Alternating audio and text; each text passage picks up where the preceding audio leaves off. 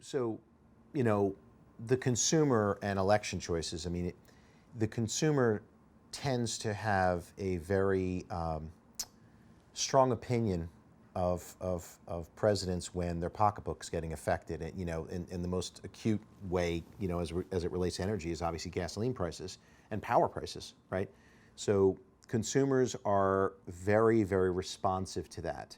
So at the high end, if a consumer's household budget is getting pinched, if gasoline is 15%, 10 to 15% of that household budget, you bet that it's going to affect how disgruntled they are, and it probably would favor the new candidate versus the incumbent. Same thing goes with power prices. Consumers are incredibly responsive to power prices.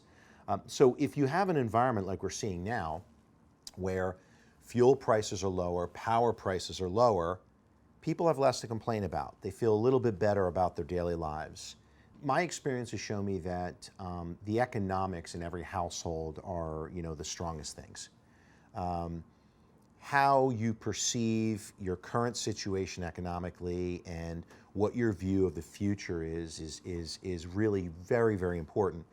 And I think that one of the reasons why we are able to get a little bit more of a stronger footing economically is the fact that energy prices are lower. So it's sort of this chicken or the egg.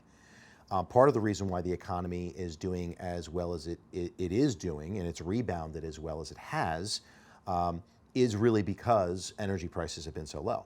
It just adds to the amount of discretionary income that can be spent on a household level. If you're spending less for gas, if you're spending less for your power prices, you have more money to spend.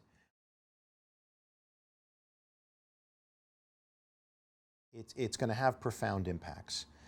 You know, on the one side, we're entering a euphoric period for the United States.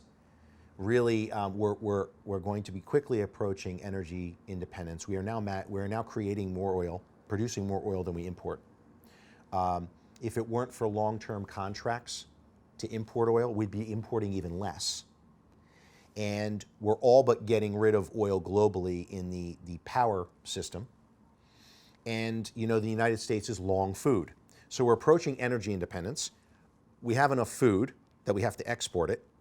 And our political system works better than anybody else's. So we're entering a period of euphoria, right? That we really haven't witnessed, you know, anything like this since sort of World War II.